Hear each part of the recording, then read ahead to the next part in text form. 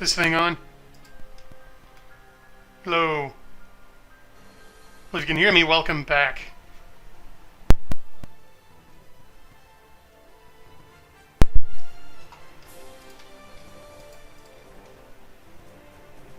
This thing on? Okay, yeah, we are live. Hello. Well, it's been quite a while. I missed all of you. I'm sure we missed all of you. Didn't we, guys?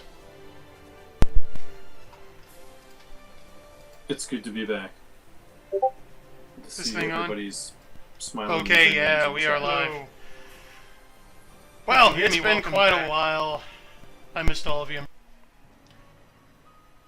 Let's see who we got in the chat already. We got Ron Nyanzi, Eli, the inimitable Bradford Walker, Simon Hogwood, Escape Velocity, Fiona Wolf, Megabuster Shepherd, Arctime N. Silva, Rawl again.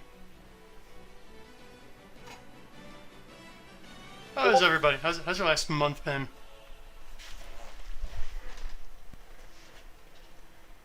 Only tell me I have echo problems. Well, I just muted the stream.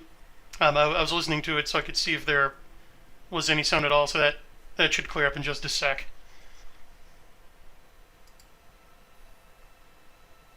Oh, hey. So tonight we have Catholic Lancer Martel and Crusader Saracen.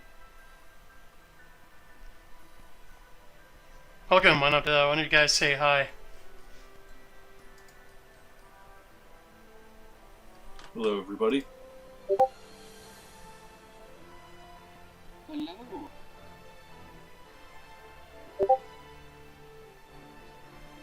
Hey, Crusader, you're really soft. Can you bring it up a little bit? Can you just eat the mic there, buddy? Oh, better. Yeah, that's better. The radio rule of thumb is, if you're using a freestanding mic, not a headset, you want the tip of your nose to actually be almost touching it.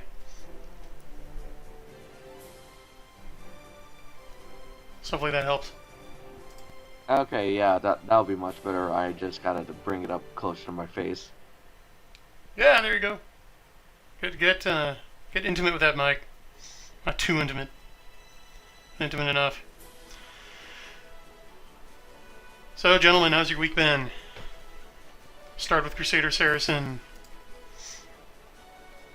Work has been tiring, but other than that, no complaints. Got a big thing waiting through, so I'm just praying it goes through. Well, join my prayers to your intentions. Thank you, sir. Martel, how you been doing?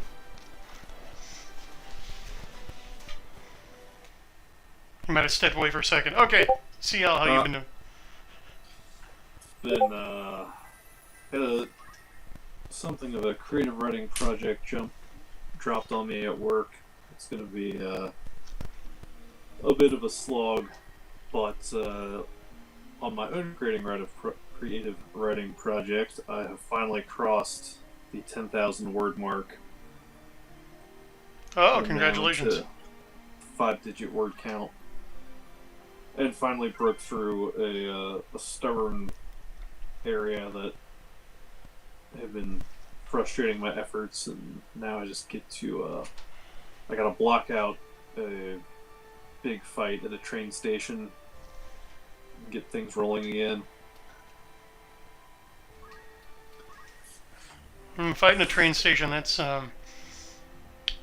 that's a classic going back to the Old West, and recently revived, well, more recently in Final Fantasy VII. Just kind of a staple of that rugged, individualistic, possibly outlaw hero trope, so I approve. And I can't remember what I was doing. We're gonna find out. Yep, I gotta hit a train station in a mountain pass where the battle lines between the two armies meet to stop a thief from escaping on the next train out. Alright, well you got... It's an enemy-controlled train station, so... Oh, okay, there you go. That sold it, because now you've got stakes, you've got tension, you've got a ticking clock implied. Good stuff.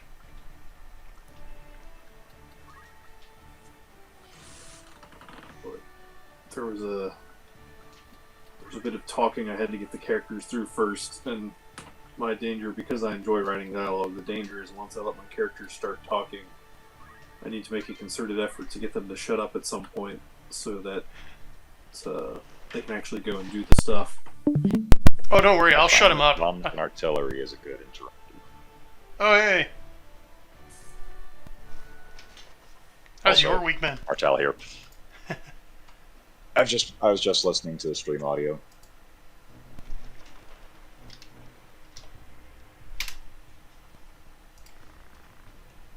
How is it? Because I'm not listening to stream audio. So in stream I put it in the Discord. Oh, okay. Slight popping, nothing too bad, no. Oh, good. Okay. Can you hear the game audio at all? Yes. Oh, okay. So I'm the only one who can't. Whatever. I've heard the Soul soundtrack before. I'll take it. So thank you. And I might be able to do something about the popping on my end. Because that could be... Oh, no. All three filters are on in Discord. Okay. So that's the best we're going to get. Geek, or Retro-Spective. Yes. This is Geek Gab Retrospective, by the way. Thank you for reminding me. We are back after, what, a month? More than a month? Our previous episode was... I've got it right here. It's been a hot minute. It was on April 21st. Oh boy, I've been negligent. In my defense, I did try to stream one time in between there, and the audio problems were so bad, like ear-splittingly bad, even I had to give up. So this isn't our first stab at episode 29. But the main reason I went ahead and buckled down and decided to do this stream come hell or high water is I've got a new project out, right now in fact, which many of you may have heard of. I know that everyone on the panel right now is, but it's an Indiegogo campaign for my last Combat Frame Exceed novel, Combat Frame Z Strike Exceed. Going on right now. In fact, the link is in the show notes, and I'm going to put it in chat. Yeah, go ahead. Congratulations on your early success, by the way. It's already been doing quite the numbers. Indeed. Thank you, and I've got to thank most of the panel here, because I don't want to perk dox anyone, but I know for a fact we've got some exciting BAMs coming up, for one thing, from some of you. And those of you who have not backed it yet, well, you've still got 11 days.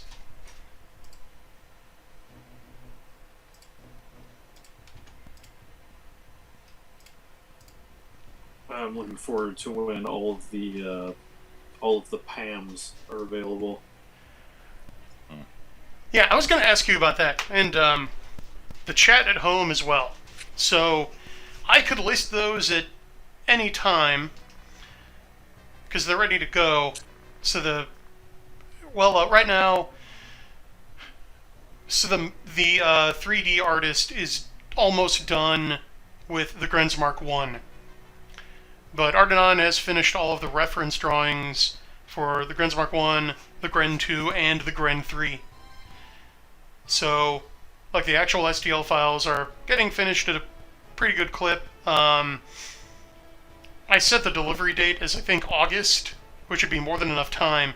So really, I could list all of them. So my question to everyone on the panel and in chat is, do you prefer a slow drip? Because I've already put the Grenzmark 1 PAM Printamec out there. Do you think I should go one a day, then like Monday release the Gren 2 PAM, and then like maybe Tuesday or Wednesday the Gren 3, and then of course there will be a combo pack with all three of them, probably for a price that's like 30% less than buying all three of them separately? Or should I just on Monday, like, throw them all out there at once.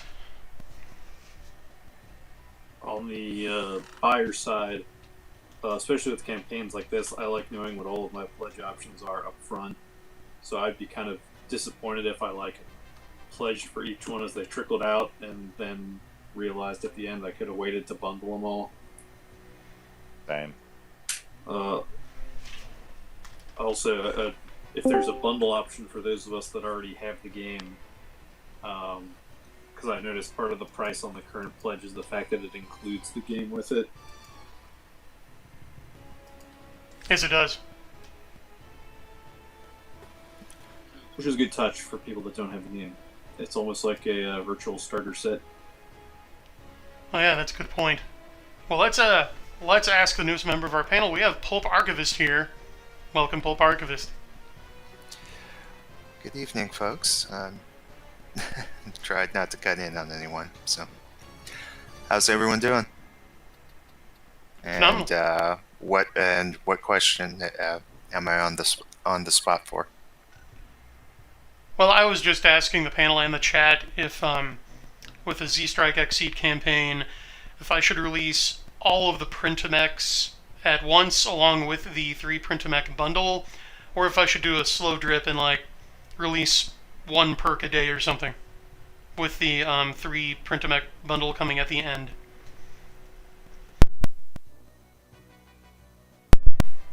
Oh, if it's for new perks, Yeah, I kind of like this. I kind of like the slow drip idea. Drip idea, but you definitely have to be out front with telling people when they're coming and that sort of stuff. That's fair.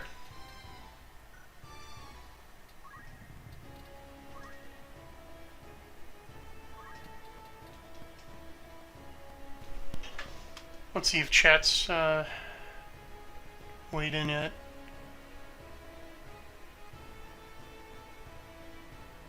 Okay, no, not that I'm seeing. Alright, well, I think I'll go ahead. Then in the interest of disclosure, just like on Monday, drop all of them. So, there you go, CL.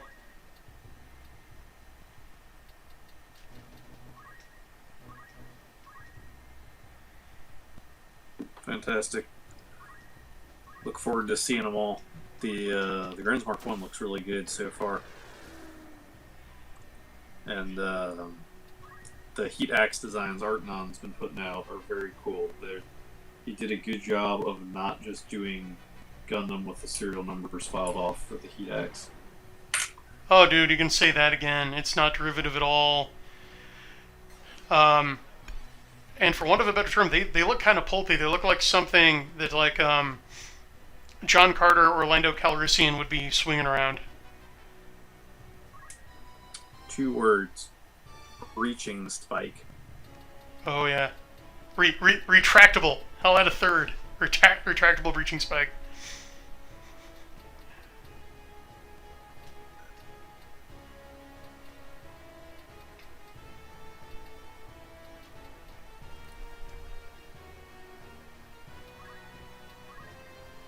Yeah, I dig it.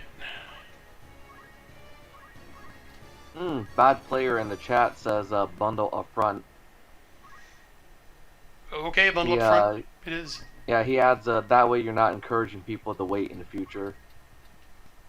And John Dacre says the only concern I have is if the bundle has a discount, people who got the individual ones might be able to trade. Yeah, that's a good point. Luckily, only one individual one has been claimed.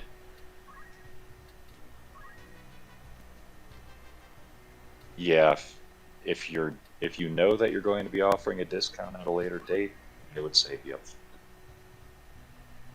Okay. Even if the bundle's not available, just say that it will be available. Yeah, good advice. I'm okay. Let's do that. So I've had that happen to me, and it feels like the rug got pulled out. Yeah, I hear you. And if the guy is listening who claimed the Grenzmark 1 Printamec, just email me, and we can sort that out. So that if you want all three, I'll get you the bundle. Make sure you don't pay any more. One thing I do offer, one thing that working service sector jobs for like 2 decades taught me was customer service. So I'll take care of you.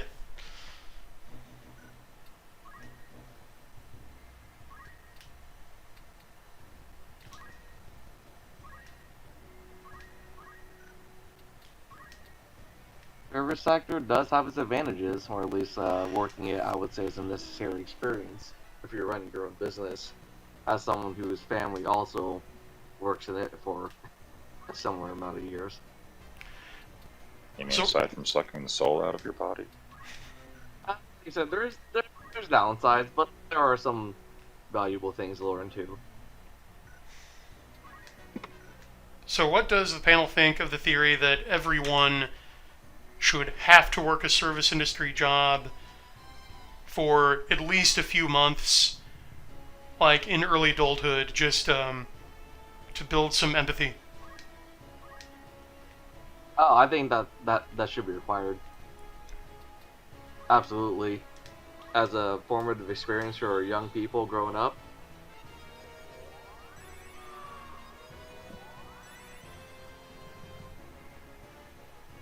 But you are talking to the guy who believes in ideally in mandatory military service for a year, so maybe my opinion is not popular. Well, let's move on to that question then. Who here would favor that? Well, let me cut in. Sure. As far as with the retail, I think it's a good idea. I think it's one of those things where it's also a good idea to get in the ground floor, get in entry level position, etc. I think we as a culture glorify Clerks and those type of movies, or there. I don't think it would necessarily build empathy. I think it would be just feeding into. I think it'd be just feeding into entitlement and bad behavior from the other side.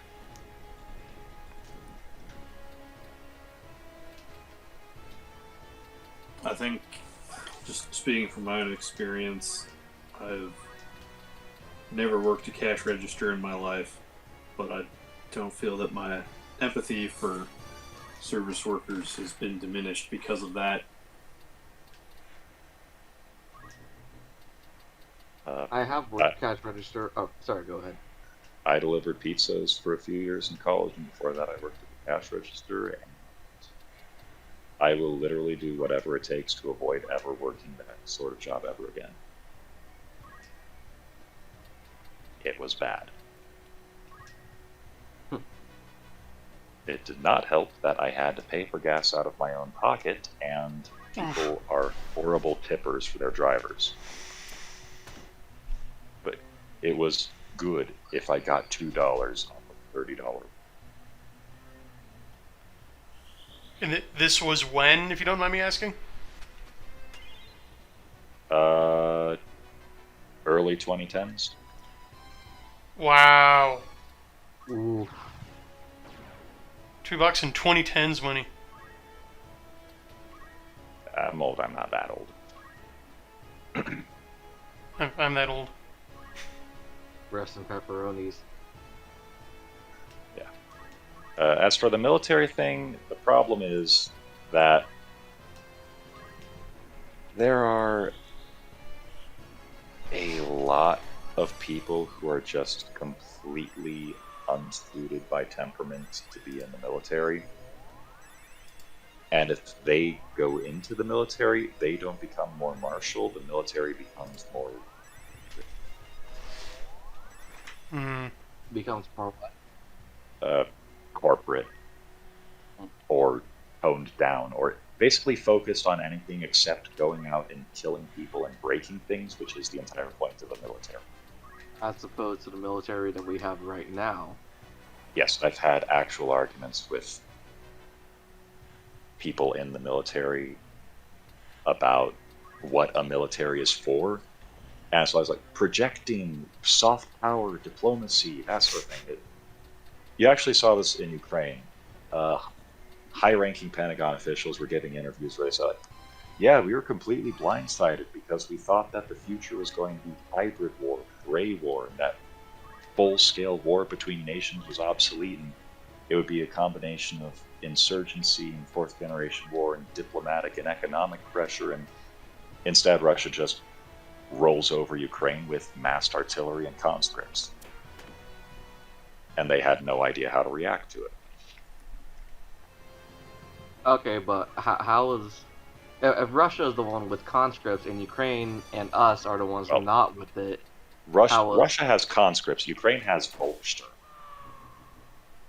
Yeah, but okay, but then the question is, like, if our military is already like that, then how is adding more people in? Well, no, that's the problem. What do we have to lose? That's the result of people who have lost sight of what the military is for joining the military. Also, 20 years of counterinsurgency. I mean, there's a lot of reasons why our military is what it is. I just think... I mean, I recognize there are many practical reasons why it probably couldn't happen, but in the overall, I think our military was better when we had conscripts. Our country was better when we had conscripts. Yes, and we're debating universal conscription. I'll just point out... I'm arguing against conscription. I'll just point out how much reform of the military we had to do post-Vietnam after we kind of threw the gates open to anybody we could give a rifle to go fight. Well, I mean, you bring up Vietnam, but the thing is, people talk about World War II specifically as the greatest generation, and maybe that's not unfair when we talk about that generation, but consider this. I've talked to a lot of World War II vets from various branches, and especially when you talk to people from the Army Air Corps and the Navy, what is the one thing that they say a lot? The reason they joined is so that they wouldn't get drafted. And when you look at the actual numbers, when you break it down, for World War II vets, 2/3 of them were drafted, as opposed to Vietnam vets, where 2/3 were volunteers. For some reason, we think that Vietnam vets were overwhelmingly drafted. No, that didn't come in until the end of the war. They were overwhelmingly volunteers. And which one actually won the war? It was the behavior of the conscripts, though. Yeah, there was significant damage done to the armed services by Vietnam. Yeah, I'm not necessarily talking men and material. I mean, they basically had to reinvent and recreate discipline and esprit de corps from nothing. Yeah, the issue is World War II conscripts were coming from that society, and Vietnam conscripts were coming from hippie society. Oh, no, they weren't coming from the hippie society. They were the younger brothers of the hippies that the hippies sent off to die in their place. No, that's what I mean. It was... One was the culture of 1940s America, the other was the culture of the 60s. Very, very different. And also Vietnam was a war of choice, whereas World War II was a war of revenge. And if there's one thing that Americans can get, it's revenge. Yeah. Remember the Maine, remember the Lusitania, Pearl Harbor.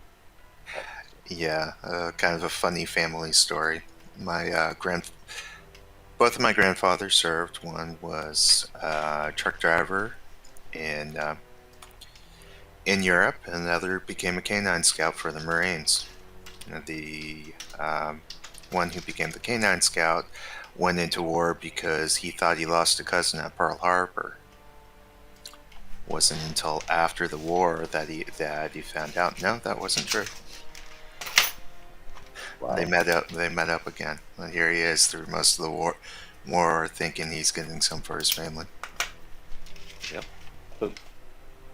Yeah, so especially in today's culture, universal conscription would be a terrible idea.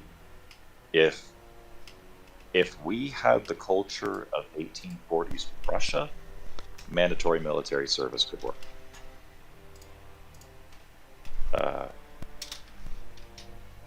Heck, if it was the 30s and 40s, it could probably work because you'd have the military like building dams or something when they're not training. Today's culture couldn't work. I mean, yeah, like you said. Right. We've already watered down basic across all the services because one too many congressmen got angry letters from some mother who was upset that her precious little baby was getting treated poorly by the drill instructors. And it's not like the recruits were happy about that. They were actually embarrassed about the whole thing. But that's a volunteer military you're talking about, where that happened. So I don't see how it would really be worse with the conscript army. If it's this bad already. Think about how many more angry mothers writing letters to senators and congressmen you get from that. I'll also point out that Vietnam brought us fragging, and World War II actually had pretty high desertion rates as well. The occasional attempt at fragging as well. Especially that's with how that's how it happens in a lot of wars with a lot of armies throughout history. Yeah, rear line Pacific units were notorious for bullets. Yeah. World War II. That's the way of things. People have always, been angry at their officers, and war has always sucked. Ever since the days of Alexander the Great, people have mutinied, It is what it is, but I just think on the overall, even if it's not necessarily practical to implement today in our society, which I agree with you for a lot of reasons it isn't, a draft military is generally better for the military and for the country. The other problem is, let's face it, about half the people who volunteer shouldn't be there. And then you're opening up the gates to everything else. Well, what happens to the mandatory service to the unfit or the folks that don't have the temperament or the mental toughness for it? Well, okay, that opens the door to social service. Conscientious objectors, etc., etc. Isn't just not making the cut. But if you look over at what's happened with the conscientious, with the social service over there, it's almost with some countries it's almost a year of slavery. Are you thinking of Germany? Finland. Okay. Finland especially because I've heard more stories, but Germany. So, and then South Korea also has mandatory service for their males, and oh boy, it's exploited. It is very easily exploited, and they're not even respected by their own country. I remember seeing some poll that South Korean women have a higher opinion of American service members than South Koreans. I'm sure you'll find the same thing of a woman in America. Not necessarily based on citizenship, but by race, as it were. But I will say this about South Koreans in particular, since you bring that up. South Koreans, there's something about them. I remember hearing a lot of anecdotes from some of my friends from the Vietnam War. I don't know if you know this, but South Korea actually fought with us in the Vietnam War. Not with us, but by our side, actually, as allies. Yeah. That's actually the reason why the Marine Corps martial arts program exists. Because interrogating Viet Cong, and they're like, oh, we don't like to mess with the South Korean Marines because we heard they're all trained in martial arts. They were actually all trained in Taekwondo, as it happens. But the South Koreans were absolutely feared. in Vietnam, they were absolutely ruthless in hunting down Vietnamese because they hated communism for very personal reasons, obviously. By all accounts from people I've talked to, they were all perfect soldiers. Their camps were immaculate. They never took off their Kevlar vest, even when they were alone in a truck, for example. But Absolutely those are perfect. those are Republic of Korea Marines. And also Army soldiers. Wow. There was 2 divisions of soldiers and 1 division of Marines. So do I Discipline understand? was strict and enforced. Quick question: do I understand correctly then that the South Korean Marines trained the United States Marines in Taekwondo? Sort of. Wow, I studied Taekwondo Yeah, for years and never heard that story. That's awesome. Pokemon. We still do a lot of exchanges. Like Marines meet Marines. Their Marines are more or less modeled off of ours, so there's always a lot of fun. But yeah, Koreans being a conscript army were excellent, excellent soldiers. And I'll say this about the Korea today: they may be strange, effeminate-looking new males, but they have a better sense of duty than most Americans because they will do their time in the army. They'll do their time in the army because they'll get thrown in prison and beaten daily if they don't. Yeah. That's fine. And they get beaten daily anyway when they're conscripted. So, Yep. Until morale So you improves. might as well do your duty. Oh yeah, they're officers are allowed to go hands-on over there. South Korean non-commissioned officers are given a stick. Oh, I believe it's called truncheon. We used to have the same thing over here. Yes, but they use it Yeah. frequently. Mm-hmm. NCOs Our, were traditionally the enforcers discipline, and discipline traditionally, and by traditionally I mean East Asian traditional, was enforced by pain. Not necessarily saying it's good, but remember they are East Asian. Yeah, but yeah, the point I'm trying to make is, oh yeah, another Zodiac stone. mm-hmm. Glad you're following along. Also, did you catch the mushroom thing? Yes. What was that about? Okay. So, remember a while back when, I think it was the Temple Knights, used poison gas on an army of, I believe it was the Hoku-Ten. But basically, they gassed an army with chemical warfare. Okay. Okay. So, Rofel here, who is a Temple Knight, is talking to Dice Darg, who is Ramza/Reinhardt's older brother. Okay. And sounds like he made some kind of offer of peace, and Dice Darg's like, no, I don't need to bargain with you because we could beat you anytime we want. And Rafel's like, oh, that's interesting. Say, you know that army that was poisoned? You know a lot about poisons, don't you? So he kind of turned the tables on him and then, like, described the exact properties of the poison that we, the players, know was used, which is a type of fungal spore, which is normally used to gradually poison the victim and causes symptoms that are almost always mistaken for a cold. But then, by the time you develop symptoms, it's built up so much that it's too late, and then your condition rapidly worsens. And Rafel capped it off by saying, didn't your father die from cold complications? Ah. And then he further said, if you dig up a corpse that was killed with moss fungus, like, it will have sprouted mushrooms. Okay. Or, like, mushrooms will grow in the grave. Yeah, I think you get the drift. And I was like, and hey, look at this. Look what I got.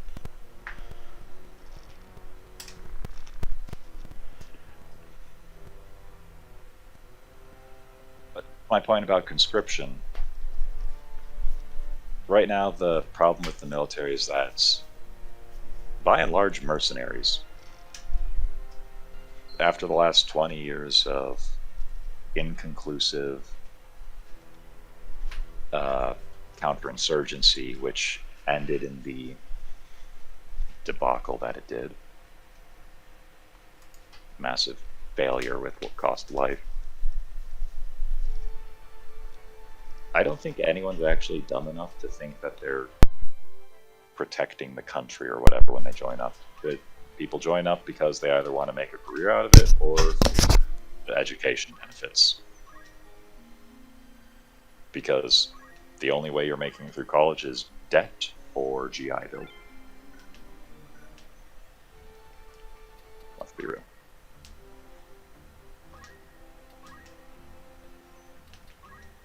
So imagine if, I mean, heck, what's the term of service for conscription? How are you going to factor in benefits?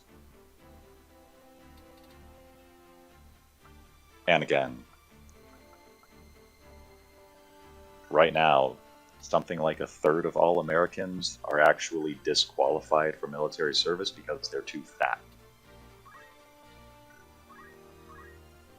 And the services are all talking about having to either lower standards or lower recruiting targets. So what do we do with the third of Americans that are physically unfit?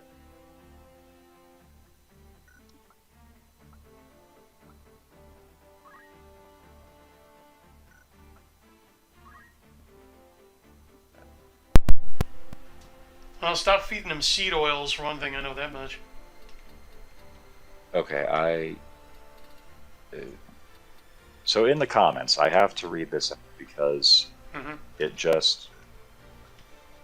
Escape Velocity just typed this in the middle of various talks about McMahon and conscription and all that stuff. Meatloaf is the Rodney Dangerfield of limbs. Gets no respect.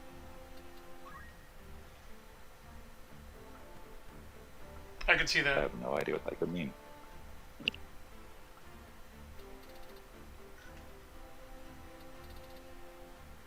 Yeah, I think your Didn't youth mean- might be showing again. I don't know. I know who Rodney Dangerfield is. What's his catchphrase?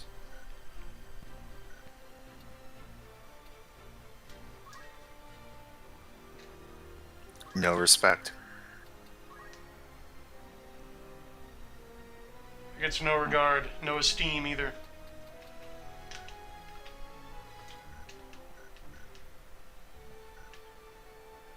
You know, The comedian Dangerfield. I'm more familiar with from that era is Sam Kinison. Yeah, cool guy. He's from not my hometown, but like the next town over. Sam Kinison? Yeah, Huh. big local hero. Yeah. It's a shame the Cursed Eskimo script got him. I've heard this story. I just don't remember which one. What Oh, the details are. you don't know about the Cursed Eskimo movie script? I know it's a euphemism. I just don't know which one that's a euphemism for. Oh, well, it's quite real. To hear folks in the know tell it. Okay, gather around, folks. I'm gonna tell you about the Cursed Eskimo script, which I believe. Oh, it wasn't originally called Nanook, but it was something like that. It was just like a single native name, but basically, it's a fish out of water comedy about an Eskimo who journeys south to the lower 48. I believe he goes to New York and has adventures, right? And the script called for like a lovable yet edgy and stout comedian to fill the main role. And so far, everyone who was offered that role has died almost immediately thereafter. And they're John Belushi, Oh, yeah, Sam Kinison, John Candy, and Chris Farley so far.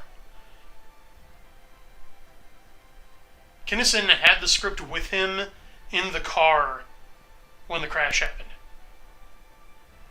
And word is it was found on the coffee table of Chris Farley's hotel room. yeah, that's a curse. Now, I have a theory that the reason you stopped hearing about the Cursed Script and that the death stopped was that it got reworked and it finally got made. And I believe it was Elf. I think that's where Elf came from. Because it's almost the exact same story, just with an Eskimo swapped for an elf. And they finally got former and fellow SNL alum Will Ferrell to do it instead of his late comrades. I will never be able to watch that movie the same way again. Indeed not. I won't be able to either. Oh, Hey, I'm Breb. welcome. Hello. How you doing? Doing good. Saw that this was going on, so I decided to duck in. Well, the more the merrier. Oh yeah, sorry I'm back, gents. I had to step away for a second. You should be sorry you're back. No, I'm kidding. I'm kidding. May have noticed Trebs here. Yeah, I was testing out things on my PC. It seems somehow my PC was not cooling off the CPU properly enough, and it would cause it to black screen on certain things for some reason. Ooh. That's not Get good. it fixed. Yeah, it seemed I needed to have the water pump and the CPU fans just crank up their volume of output, and then it worked. Use a liquid cooled computer. Yeah, something in the BIOS I think got reset to a lower setting than they had set it out originally, so I just pumped everything up to not full 100%, but it was because it's a Ryzen, one of the last generation before the new ones. They're definitely pushing the heat if you don't get it off the board fast enough. Yeah, I remember back when the Xbox 360 first launched, but it would red ring of death from overheating sometimes. I remember seeing fan-modded, water-cooled versions of it. Yeah. Wow. It's like, here's how to water cool your Xbox 360. And it worked. Actually, I think some of the original fat PS3s, some people have been making decent money getting the yellow light ones because they were just because of heat and re-thermal pasting them and then cleaning them out and then reselling them, and then you got a backwards compatible PS3 that it's got new thermal paste and good cooling.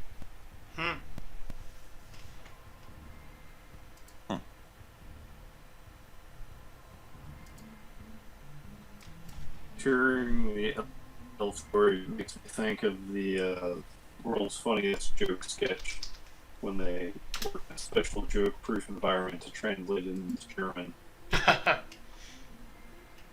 One man accidentally saw 2 words in one day and was hospitalized for 3 months due to joke-related injuries. It's like that's playing with fire there. Like, I think it's cursed because of the Eskimo, so I'm gonna turn it into an elf, and hopefully an angry elf ghost doesn't strike me dead instead. Yeah.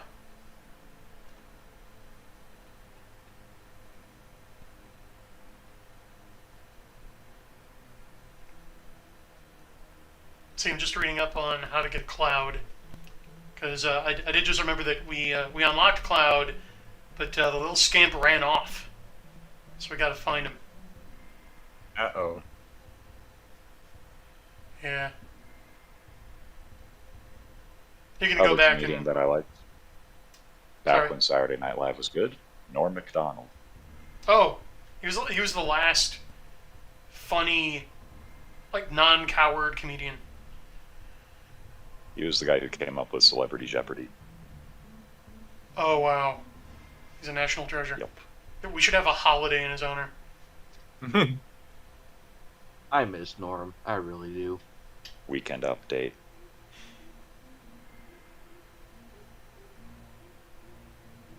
he was before my time, but going back and watching his weekend updates, including the one where he got fired. Which one? His very last one. No, he got fired a couple of times from Weekend Update because he wouldn't stop with the OJ jokes. Oh well, wow. And then they kept having him come back. Well, good question. Then I don't know which one then, but I just remember one of them. Well, yeah, it was the OJ joke that got him fired, and you can see the smug grin on his face. He knew exactly what was gonna happen. Yep. And then a couple months later, he was back doing it all over again. That's about right. But you know, for all of his yucks and his jokes and whatnot, Norm was actually a very thoughtful, very introspective, very thoughtful guy. If you read some of his biography, or even if when you just see him respond to Fedora Tipper, annoying man, Neil deGrasse Tyson on Twitter. Which will forever be one of the most glorious things I've ever read. I think Norm Macdonald was Christian too. He was. Yeah. Sam Kinison definitely was. In fact, he was a preacher for a while. You know what? Wait, Sam Kinison? Yeah. Yeah. I thought he was an atheist. No. It's Pentecostal for a while. Yeah. Oh. Huh. Got Weird Well, Al as praise well. be. Praise be to the power of Christ. Amen. Okay. Oops. 1 second. I have a Okay, chance I to could've- ultimate. Need a soft reset. Sorry, go ahead. I could have sworn Kinnison was... Okay. Let's see. He went apostate for a while, but there's if I remember, we've had a discussion where deathbed conversion or repentance. Yeah. Like from Okay. the scene of the accident, like the witnesses report what I would call a most hopeful account that he's up there, that he made it. We'll find out. But yeah, we can hope. Certainly. The redemption arc I would love to see is found out that before he got into acting, Tom Cruise actually wanted to become a Franciscan priest and went to the seminary for a bit before he got kicked out. Yep. Oh. Like, never too late. That's kind of why I hope he does get blacklisted from Hollywood for some transgression of the narrative, so he can then fulfill his true vocation, which has been much delayed. You know, it must be said, he is a stellar craftsman. And in an age which has declared war on competence itself, that actually is saying something. Yeah, I'm saying. I think someone was saying that Top Gun 2 isn't a masterpiece, and I would argue that's why it is a masterpiece. Exactly, because what's defined as a masterpiece today actually is not a standard. Well, it's more that, yeah, Top Gun 2 isn't making some deep commentary about the human condition. It's not a stirring epic or anything. It's just it's a competently executed action movie story. I don't have any complaints with it. There aren't any holes. The moments of comedy are actually funny and not snarky or ironic. And the thing that sets it apart is the effort that went into making it. Going the extra mile and using actual F-18s and subjecting the actors to the actual G-forces they're portraying. I actually was just watching Blue Angel pilot. That was the one behind Tom Cruise in the F-18 when they were taking shots, and he pretty much said Tom Cruise was literally one of the few guys that he took people on flights all the time, being a Blue Angels guy, he was a former Blue Angels, now a commander, when they were transitioning to the Super Hornet. That was right around when they were actually called up. They were hunting for pilots, the Navy, and since he was not a Blue Angel anymore, but he was in the slot and was qualified, he said, sure, I'll do it. But he said Tom Cruise, sometimes famous people are not fun to fly because they don't understand flying, the G-forces and everything. And then the 65-year-old grandma loves it because she understands flying. He pretty much said Tom Cruise was like the best of both. He's famous and he fucking loves flying. Sorry. He loves flying. And then after all the G-forces, and he was like going, hey, 8 Gs? Come on, let's do more. Lower, more. After the whole day of him mostly flying and Tom Cruise pretending to fly, he said, so what are you going to do? Oh, I'm going to go fly back to LA, and then after that, get the production done, then head back. He's going, oh, you're going to rack out? No, I'm flying. You did all the flying today. So he flies. He actually understands what he's trying to make. For Tom Cruise actually there's flies Mhm. there's a YouTube video him and James Corden, I think, the late night host, and he's actually personally flying this late night host around in a P-51 and an F-4. I wouldn't be surprised the P-51 they had at the final scene, Tom Cruise did do that one with no one in the back. Yeah. That's Yeah, that was probably actually his him. own P-51. Alright, so it's him and Harrison Ford who are actual pilots as well as actors, right? Harrison Ford definitely. Possibly another one. Yeah, Harrison yeah, no. Ford actually flies search and rescue missions. Yeah. Oh, I Or, think like, John he volunteers Travolta. them. I think John Wait, Travolta really? is also pilot, yeah. Yeah. What's Been he a hot fly? minute since he's been in a movie. Yeah. Yeah. But how much though they had a vibe on like kind of the people who love jet combat fighters is there's a little cult following of basically Call of Duty but for jets known as Ace Combat. And it's been a cult series for a long time. And how should I put it? It's slightly spoiled for the movie, but the mission they have in this movie is literally out of an Ace Combat mission. You could literally write this as a mission. Hell, there's some missions in Ace Combat multiple times that are this mission. That's Well- because it's the Death Star trench run. Yes. You know, Emperor, it's funny you mentioned that because Tom Cruise has taken sequences for his movies straight out of video games before. If you Oh. remember Mission Impossible, I forgot which one. I think it might. Oh, have been I've watched all of them, so I could have an idea. Remember the sequence where Tom Cruise was hanging out the back of a C-130? Yeah, that one. Yeah, the C-17. He got- yeah. Or C-17, right? He got that straight out of Uncharted 3. The Oh, sequence yeah. where you're Oh, yeah. sailing out of the cargo plane out of desert. Yeah. That was straight from Uncharted 3. They said so explicitly. Yeah, actually, I think he's one of the few guys who's been watching the video game industry, seeing what he can sneak and steal from them. Oh yeah. And you know absolutely. what? CL, I think it was you who said that he watches a movie a day. He does, yeah. Brian said that one. Yeah. Yeah. Okay. I Amber. got that from Brian. Okay. But Every yeah, day. it's- yeah. I would not be surprised if he's also a gamer, just to keep track of that stuff to see if there's anything Hollywood's missing. So we know he at least plays Uncharted, and he plays Ace Combat. What else do you think he plays, huh? Modern Warfare. If there's a ripoff of the no Russian scene in one of his movies, we'll know. He played Hitman.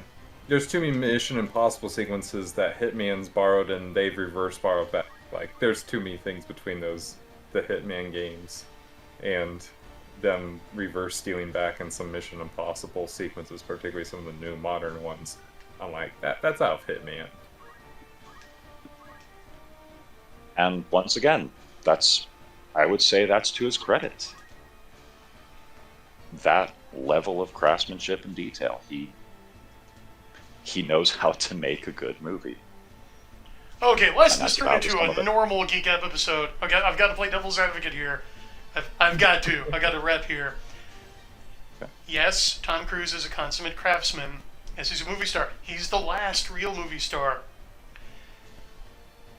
Yep. He's also a weirdo in a cult and a COVIDian who screams at people over mask cucking. Or sorry, he mask cucks other people.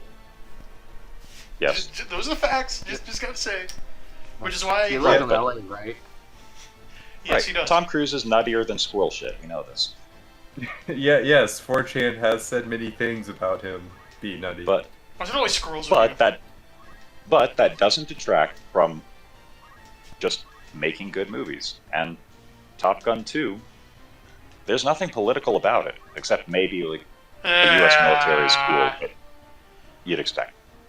Okay, if you're hyper online, super political, and just hair trigger sensitive to the slightest perturbations of the atmosphere, like if you have the political equivalent of Ampullae of Lorenzini, there might be something political in it. Feminism, blatant feminism. By the way, nice manipulation there. It's like, no, I would say if you're not so desperate for some shred of an entertaining movie that you're blind to blatant put-downs of every male character by the two Harridans in this movie, then yeah, you might not notice it. The only chicks are in supporting roles. You call both that support? metaphorically and literally. They're in undermining roles. The only female pilot flies the two-seater. Her job is specifically to get the nerd to the place where he can use the laser. Yes, the nerd. And the nerd actually does his job, unlike the other one and the other two-seater that didn't do his job. Okay, Dude, he was such a cuck. He was such a beta. Come on. He doesn't even have a call sign. Yes, that's the point. That's the point when he gets introduced. Everyone else has these call signs like Rooster or Hangman or whatever, and they're full of swagger and confidence, and they're the alpha jocks. Then you just have this guy in the corner saying, "I'm Bob. I'm Elizzo." Yes. Yes. That's the point. In my experience in the military, you would have someone named as Bob. That's a WSO. You would have that happen. Exactly. Yes.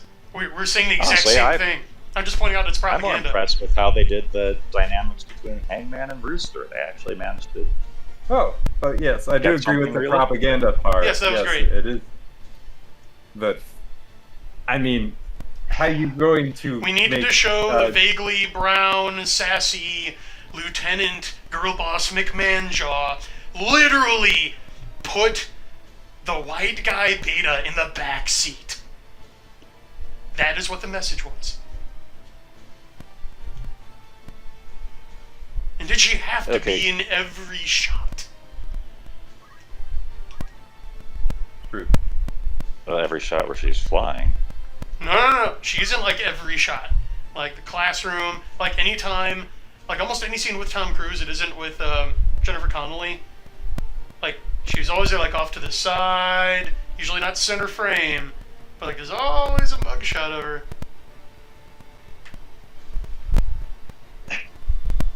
Now, I only bring this up because yes, like you said, it is a foundationally solid movie, which did make the feminist blue pills stand out like record scratches. But whenever those weren't going on, I enjoyed it. And again, I'm not trying to bust anyone's chops. I'm just offering a counterpoint because the movie was getting like unanimous glowing praise here, and we have a particular crowd here. So I'm just playing devil's advocate. It's nothing personal. Well, then nothing personal on this. I actually would agree with on the entire file. Whoop, you're bringing You're us. Say again. really chopping up, CL. Counterpoint. Craft on the table. To me, it's quite fruitful. The character named after. Yeah, sorry, you're roboting pretty good, buddy. Can you adjust a setting or anything? Usually connection issue with that stuff. Yeah, Nope. really. No. Broken and unreadable. Sorry. So what I was going to say to go with Brian's point slightly. Oh, really quick. Type it in. Yeah, type it in general chat here in Discord, and I'll read it if you can't get a good connection. Anyway, go ahead, Emperor. So if we had not had the trend of how many X movies in what the Devil Advocate camp has been saying, this movie, it'd be okay to have all this other stuff running around. Yes, the backseat beta and the other stuff put down. But because we've had a trend forever, and even though it's toning it back, basically, if this was the one data point with these minor nitpicks or real points that Brian brought up, but this was just an anomaly film and everything else what we said is amazing, you go, whatever, they just decided to do that. But because we've had a trend forever, and that trend suddenly scaled down a bunch, you can't just ignore the trend line on that data of the put down, all the stuff. Like, yes, if it was just a film in an anomaly box, whatever. But it's not a film in an anomaly box. It's a film that does amazing and all other stuff, but it still has the trends just put down. And the trends I'm talking about is the hyperfeminism and all that. Yeah, and honestly, And sorry, go ahead. Is that the just the cost of doing business? I mean, if you look at the Dune movie and all the Yes. Yes. ESG all is that- all you have to know. ESG. yeah, so that was imposed upon them, not necessarily an artistic choice, but to get the movie done, they had to race and gender swap a few characters. Just So- like the That's fair. Taiwanese flag was taken out, cost of doing business. they put that The back ES in, though. They did put that back in, but it looks like the ESG is stronger than the Chinese money now. We'll just leave it at that. Or what if they just picked the right actors? I can believe the right actor. I'm not. Yeah, counterpoint. I'm not saying it's impossible, but this is the political equivalent of sharks being able to smell 2 minutes of blood per million square miles of water. See, I don't think so. I think it's the political equivalent of 20/20 vision, and everyone else, or most people, just train themselves not to see it. And it's not just me. I've talked to like other people who like have an even stronger opinion against it than I do. Are they as extremely online as us? Well, technically everyone's online now. That's why I said extremely. Don't think I'm not that extreme. I don't even have a smartphone. Like I go online to work, and that's about it. But they do tend to be my generation. They tend to be Gen Y and like remember the '80s, because like just Really? compare Top Gun Maverick to Top Gun. Like I'm serious. Compare like the sex and just like the sex demographics in the various roles, and yeah, the racial demographics. I mean, it's a thing. I don't want to get Geek Cat's channel in trouble, so that's all I'm going to say. Yeah. Okay. Yeah, I understand your point, Brian. I if it will wasn't just part say of the that- trend that oh, you're back. Yes, loud and clear. Okay. I was just gonna say the demographics of Maverick are a pretty accurate reflection of what the current Navy looks like. So I'm certainly not going to hit on them for that. If you have a problem with that, take it up with the actual Navy. But it's a movie. They can portray it however they want. Right, so they go for verisimilitude.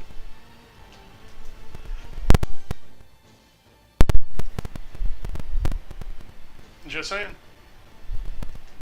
Even with verisimilitude and realism, even with verisimilitude and realism in mind, is it still so strange to see an all-male squadron nowadays, or?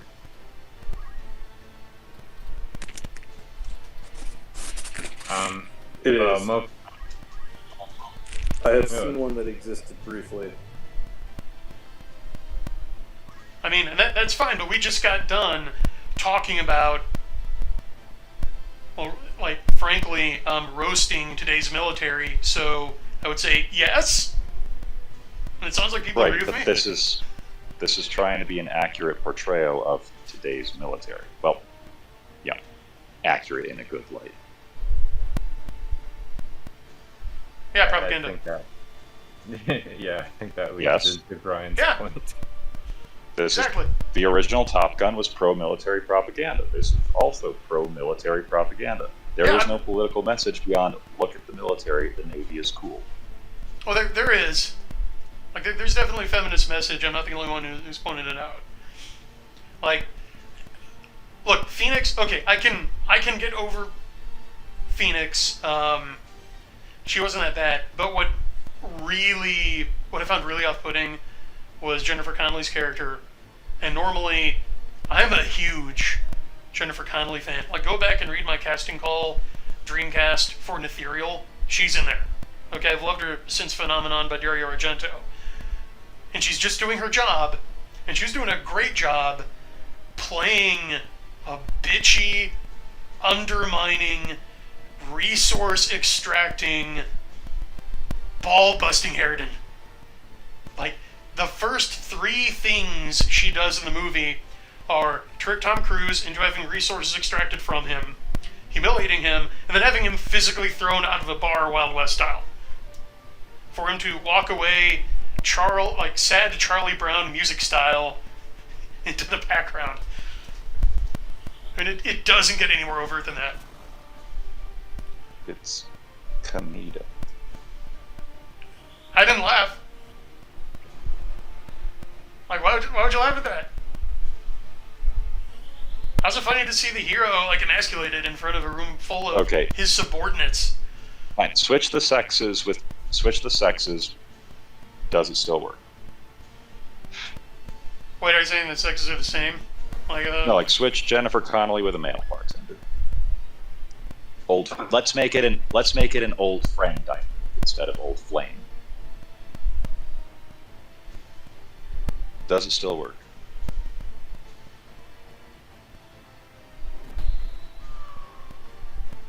I guess the Oh, sorry, problem the I games. have with that, the Just problem I cracking have here. with that argument, Brian, is like I've seen enough military dynamics and that sort of stuff. That's kind of the shenanigans that would happen no matter what bartender at, say, in this case, a fighter jock hole, is that you would have some silly rules like that just happen.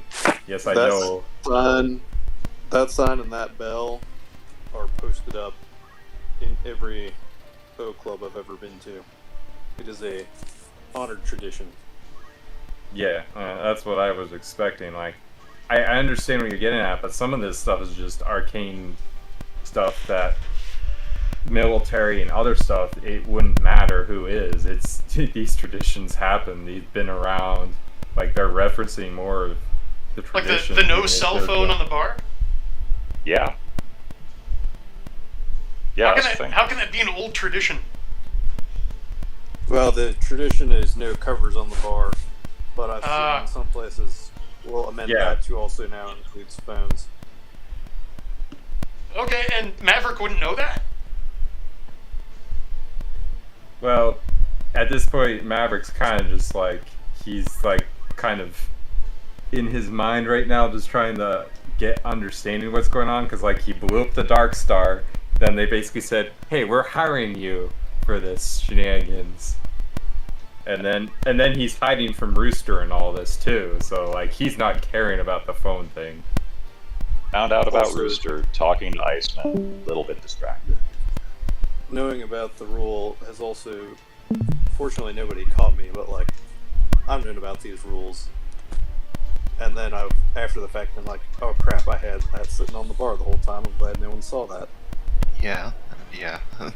There's been It- plenty of times where even just general, military, no cell phones in the secure room. Right. Yeah. Or- And we Still have happens. people taking selfies and nuclear reactors. No, Yeah. I would. You guys are That's- coping. That's a different point. I'm hearing a whole lot of cope here is what I'm hearing. Because remember, it's not a documentary. They didn't bring cameras into a real Navy bar. Everything you see in a movie, everything is purpose-built and constructed. Every line of dialogue is polished and written, especially on a production this size. And if it were one of those things, that would be one thing. But it's repeated and constant. So, okay, A lot of this is just how things go in the real world. Like the banter between Phoenix, Bob, and Hangman, that's an actual dynamic that you would get. yeah, sure. But I'm specifically talking about, and I need to pick whether I'm going to focus on the discussion or the game here.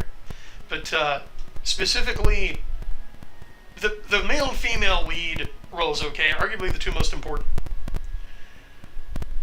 I see no reason, like the movie never sold me on why those two should be attracted to each other. Well, okay, I know why she would be attracted to him, but why he put up with her, I don't get.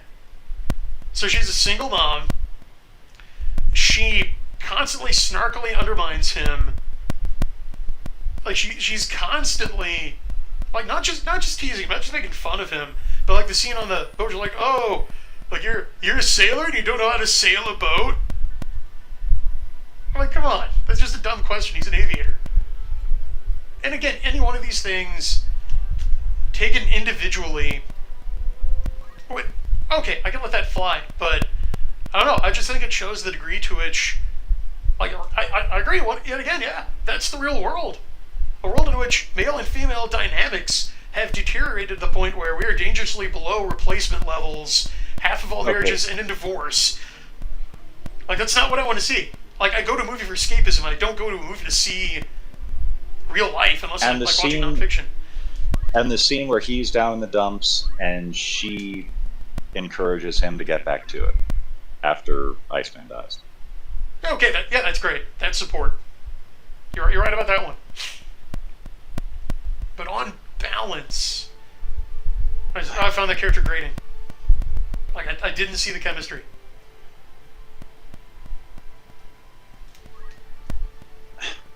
I liked it. I thought that was way better than how it was in the original Top Gun, which was just obligatory 80s romance and a sleep. Okay. Yeah, that they handled that for Yeah. All right. the I'll grant you whole that. like running out in the rain and going, I wanted to tell you that your tactics show genuine brilliance, but I can't show favorites in class, and then make out like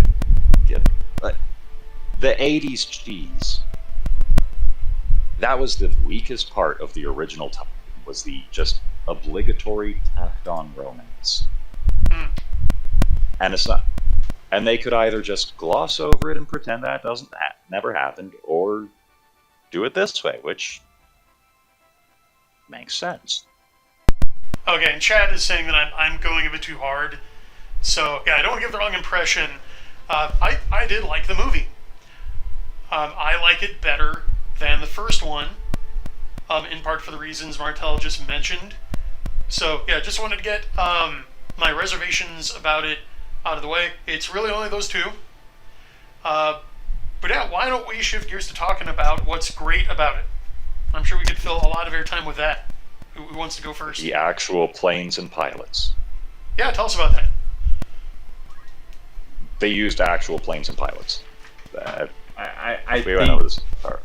I think the only CGI was the Su-57s, and even then, I'm pretty sure they put a real plane in there and just carefully replaced it with a.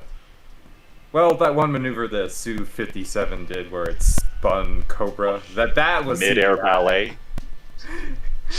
I'm sorry, but that should have been a Su-47, not a Su-57 right there. Because the Su-47 could do ridiculous stuff like that.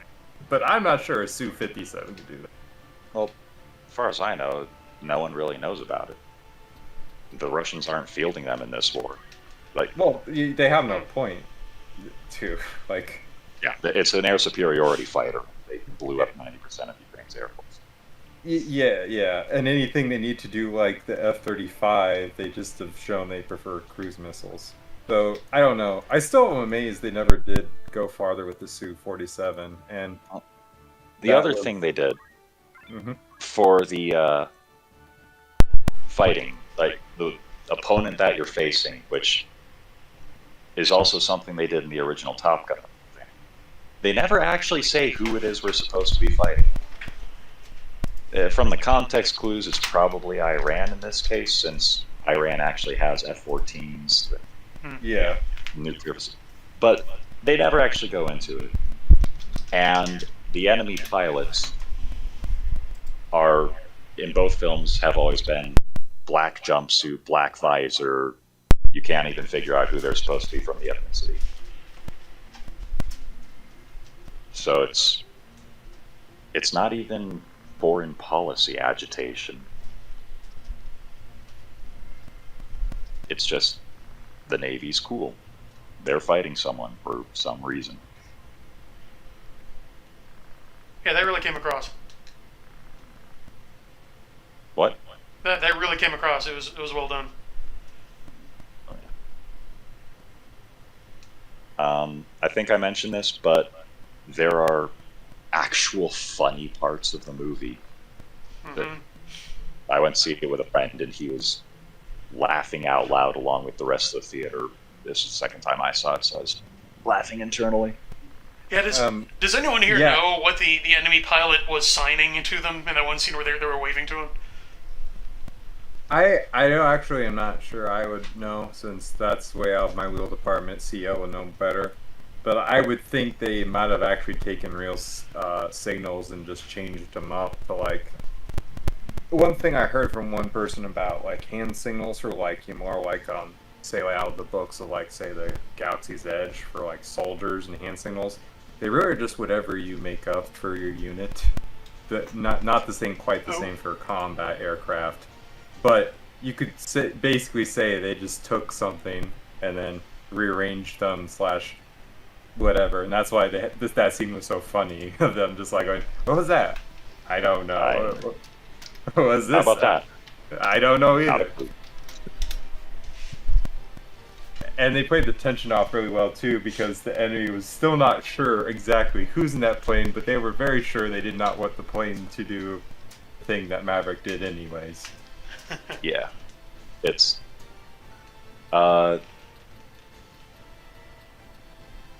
they actually handled the nostalgia part of things real well. It's a sequel, it's 30 years later, the original was an alternate music. And they pretty much got all the nostalgia bait stuff out of the way in the first 20 or so minutes. Yeah. Just let them do the rest of the film. I mentioned that they did a good job of pilot dynamics and interpersonal conflict. Yeah, I'll defer to you guys on that. Yeah, hand signals probably say on this on channel, like, but yeah. Really choppy, CL. Darn it. Is Comcast or Verizon screwing you right now, CO? Neither of them. I don't know if I should I'm coming through better now. Coming through better now. Nope. Nah, it's gone. And I really want to hear from him too. Not that I don't want to hear from you guys. Let me Oh. go get a better time set up real quick. Here it is. Here. Wait, Coming through that fine. worked? Yeah, you're coming through fine. Weird. Hand signal side, if I had to guess, when he first assumes he's friendly, he's probably trying to signal him for, like, whatever the not Iranian version of HEFO is, to try and figure out, like, what's wrong with his aircraft. And then when he realized the dude doesn't understand the signals and gets more suspicious, then he's probably signaling him to be like, all right, we're going to escort you out of here, take up such and such a position. And then when you didn't comply with that, that's when the other guy started moving into weapons envelope. Yeah. And the pilot dynamics were spot on. As was the use of the beach football for morale building. Yeah. Actually, Which I have to. I liked Bob, and so I liked the scene they gave him in the volleyball or in the football scene where the rest of them have him on their shoulders, going like Bob, Bob, Bob. Like they don't show you what he did. It's just like okay, he's not just a nerd in the backseat. Like he was able to do something cool in front of the other guys during the sports game and become part of the team. Yeah, I do like Bob. Yeah, I liked his character. It's always good to see him get that moment. I suppose I just wanted more Bob, was the thing. Well, he actually did his job as a WSO, unlike having to read Okay, Rooster. so actually, so the internal gyroscopes on the onboard laser targeting systems apparently can get affected by high G maneuvers. Yep, that is an actual thing that will happen to those. But Makes I like sense that they. then. Yeah. And it's still, despite that, I would still agree that doing the split S over the top was still the right move for the scenario they were in to avoid ballooning and to keep positive G's on the aircraft. It was worth the gamble, I would say.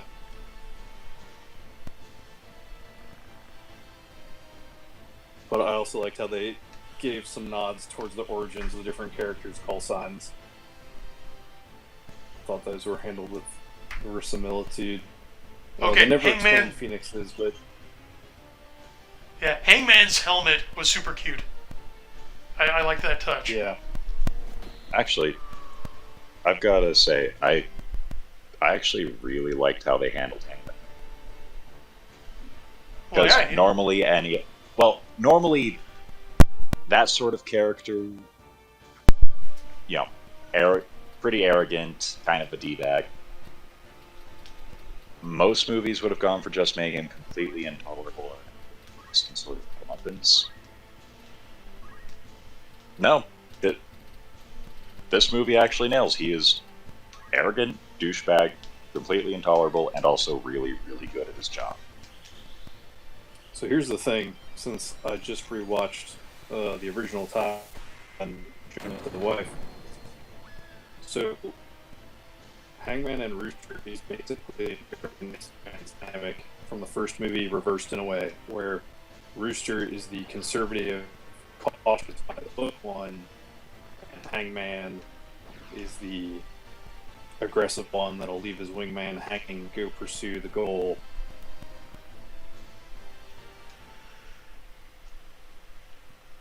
And so you avoid just having a carbon copy of the original dynamic by switching who's in the protagonist role and who's in the pseudo-antagonist role. Okay, I'm glad I let you guys carry the conversation because I won this time. Thanks. Although they lied and said the victory condition was defeating all enemies, when in fact I only had to defeat one of the female ninjas. So the game lied. Oh well. You love it when games lie, change the rules, the AI cheats. I just can't stay mad at this game though. That reminded me, someone showed, there's a GIF going around right now playing tic-tac-toe with a robot. The robot draws the tic-tac-toes dash, and then then the robot just plays outside of the freaking thing and then does a cross line. And I'm like going, yeah, that's about all my experiences in RTSs with higher difficulty AIs. They cheat. It was like computers will do exactly what you tell them to do, but you may not realize what you're telling them. Yeah, but like I said, that's my experiences of going against AI and RTSs. They cheat. Oh, yeah. My greatest disappointment with AI and RTSs and greatest hope with learning AI is that we might get AI that actually plays more intelligently on difficulties instead of just getting infinite resources dumped on its lap. Yeah. The problem is the RTS genre is not popular enough nor big enough for that right now. Maybe. I Age of mean, Empires 4 showed that there's still a market. True. And actually, the Embracer group that's been snapping up a ton of middleware companies now owns Gearbox, which owns Homeworld, which is making a new one. And Embracer will want to have a good game, so that will be interesting to watch. But yeah, RTSs.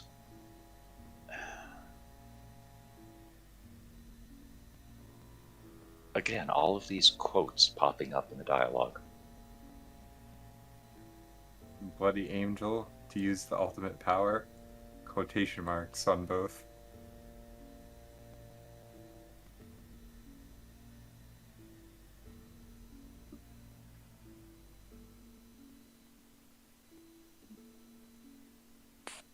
Yeah, that actually. I kind of. So, Fire Emblem Three Houses. Anyone here play that? I need to play it because I want to play Fire Emblem 3 Hopes. Okay. Yeah. Did you play any of the other Fire Emblems? I played, I think, the last true hard one, Awakening, on the 3DS, and it was hard. Okay. If you put it on the real difficulty, not the cheesy one they started with, the Awakening one. Yeah. Well, so Fire Emblem Three Houses had this mode that they released a while back called Maddening. It started with normal and then Maddening was supposed to be the true challenge, and I tried that because I found that hard was a bit too easy. Instead of doing things like changing the scenarios or causing more enemies to come in or something like that, they just amped up the stats of every single enemy you fight. The ridiculous levels. Yeesh. And I hate it when strategy games do that. I hate it when their version of making things harder is just giving the AI cheat codes. Yeah. Oftentimes, that's the fix that they have because they can't make a decision tree that adapts, especially when you have the optimized gameplay that humans can do. Which yeah. more means And is a that's- resource allocation because you didn't have time to balance that setting of difficulty. And that's why I was hopeful for learning AI when they started doing it, because they actually did a StarCraft 2 learning AI thing, and it made some unusual decisions that actually had a sound logical backing to it. But yeah, and then I'm kind of going back to the Emperor's New Mind and the fact that we'll probably, we won't get AI out. It just doesn't shake out of physics. So, Not true AI, but again, I don't want a true artificial intelligence. I just want a fun game. I just want a more challenging opponent than just auto build 100 times resources. And Martel explains why I became obsessed with multiplayer games. Exactly. Well, let's see. The one thing that bringing it back to Age of Empires is they'd actually Okay, I watched a bunch of stuff. So they've got like Viper and a bunch of other players that have distinct styles and that sort of strategies and stuff. So their programmers will actually do their best to incorporate those high-end, high-player strategies into their higher difficulties. Which, well, and it's great that they're doing that, but the problem with non-adaptive AI, and the reason why I prefer multiplayer, is that with any AI, once you've got the decision trees figured out, you can cheese it. Unless you do, and I'm thinking of Age of Mythology specifically, where the AI at the highest difficulty essentially has infinite resources. They instantly construct buildings, they instantly construct units, they instantly do research.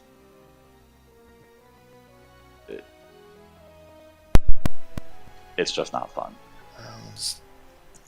Give us credit. Give us credit as a species. If there's a rule set, we're usually figuring out how to exploit it, break it, or amp it up to 11. Exactly. And, well, the interesting thing is something like Brood War, to go back to StarCraft, their last patch was, what, decades ago? Years at the very least. And the meta is actually still evolving on the professional circuit. Yeah. So I want to switch With gears. With a static rules. Oh, good. Yeah, I didn't want to interrupt. But something just came across my feed that I did see PA talking about earlier, and want to ask him about now that we've got him here. And of course, the rest of the panel can feel free to join in. But so over on Twitter, there's no right-wing fiction complaint came up again. I just saw that thread. Yeah. Oh, isn't it great when normies just waltz in right-wing When Twitter. grifters. Hey, so you know this guy? I've come across them before, particular group.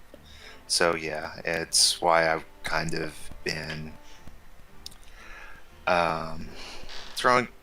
kind of aggravated with the fact that some of the same people who kind of basically shut down the men's improvement thing that was going on in the late 2010s are showing up now. It's like, now that everyone's complaining that the right can't do culture, and then to see a few of the artists that I know basically going, well, okay, well, some of us are recently from the left, so that's where it's like, that's how we got neocons in the bushes and all that other stuff is, we came from the Democrat Party. We're here to help. So it's just all this frustration with it, and kind of also stems into the idea that creativity is linked to mental illness. Like, you have to be. Yeah. And that weird offshoot discussion. Yeah, more than the grift, more than the politics. That's the one idea that I would love to cast right there cast with into a volcano. Yeah, for context for everyone else, so this guy Tanner Guzzi, I don't know, but he is a self-described author, a men's style coach, patriarch, and he appears to be LDS. He's got one of those 2017 style Manosphere self-help books, The Appearance of Power, with a cover that looks like a cross between a multiculturalism display in a museum and like a Soviet propaganda poster. But earlier he tweeted, "The left can't meme, but the right can't create film, art, music, or fashion. There's a reason we're losing. memes and debates will never be enough.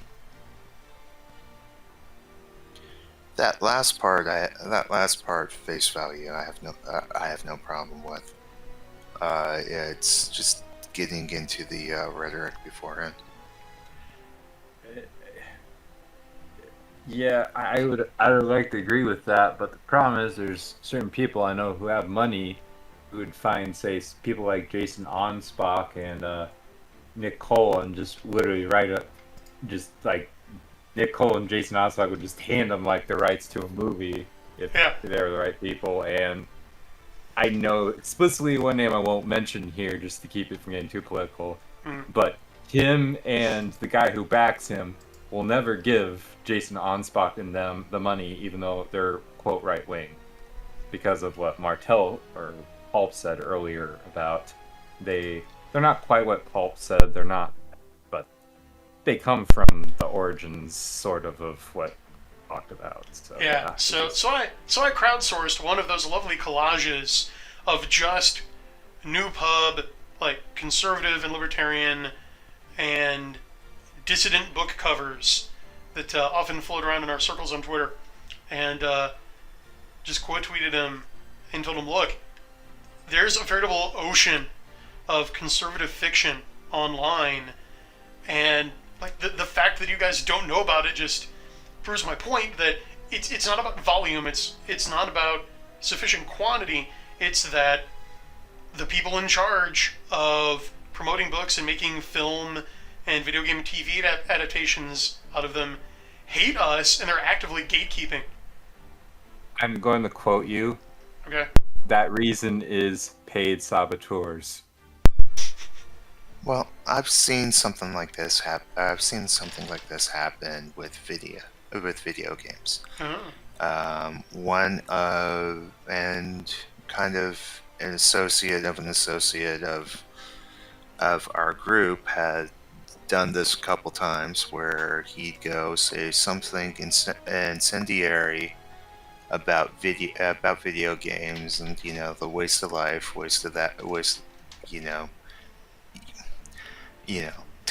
can't be masculine, all that sort of stuff, and then you get all these people who rush to have the debate, and then there was this I don't know if it's false or not. I don't know the guy's motives, but then it kind of seems conciliatory, and it leads into I want to have a discussion, and then it leads into buy my books.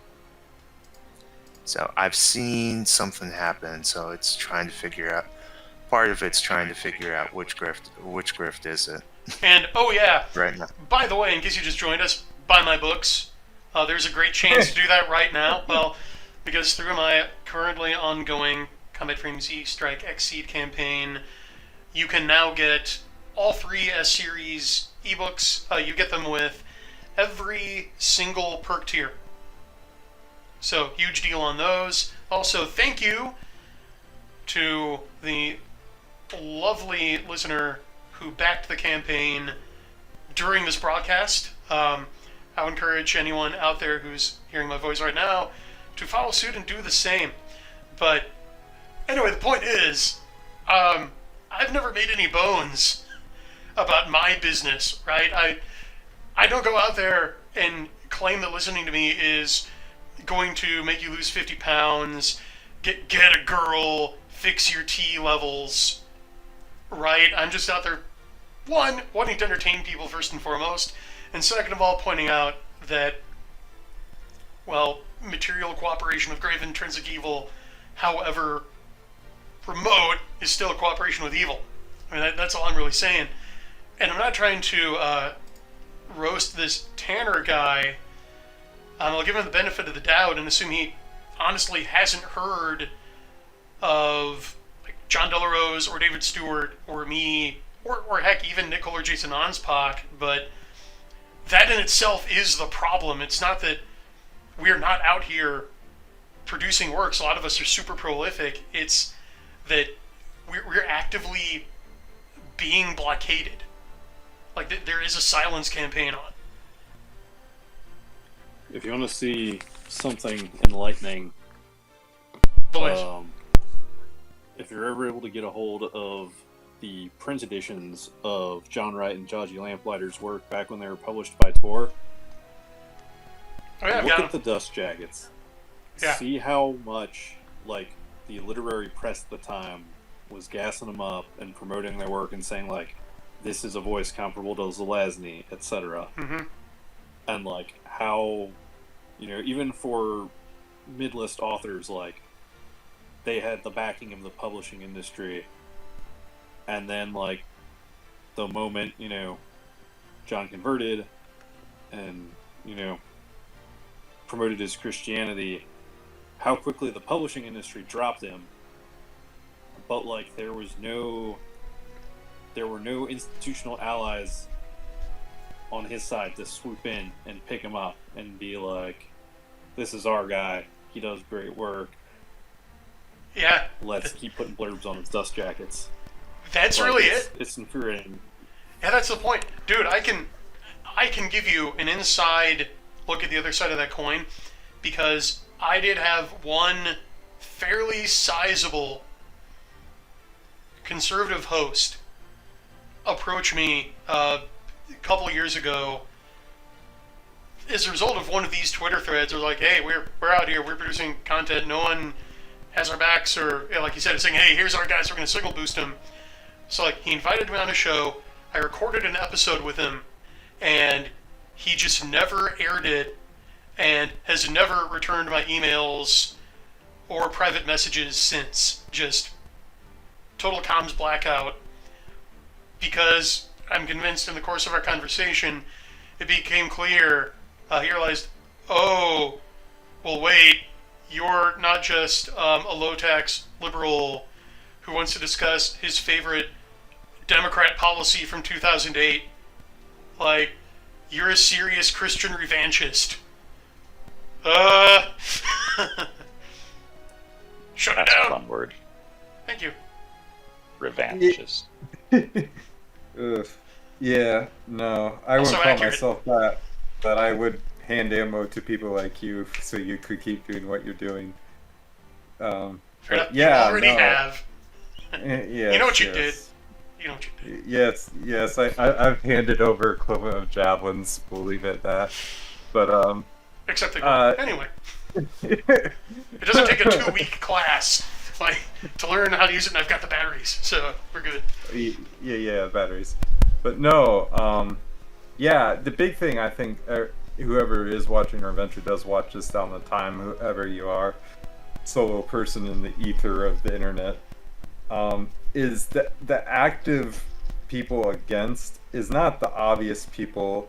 It's quote people on this side of the aisle, and it comes from a variety of places. Like some people who you'd think are would be against people like Monster Hunter international writer. I can't believe I'm blanking on his head. Wait, really? Yeah.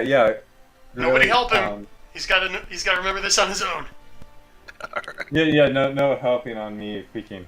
I would think you know it because I started liking all of his books, but yeah. I'll Then, give you hints. Okay, Moose. Yes. The mountain who writes. Yes, the mountain who writes. The International Yes, Lord of Hate. Yes, the International Lord of Hate. But I mean, then you have like the Nick Cole, Jason Onspach, some of the other authors they brought in too, and other people and all that. But it's the people that.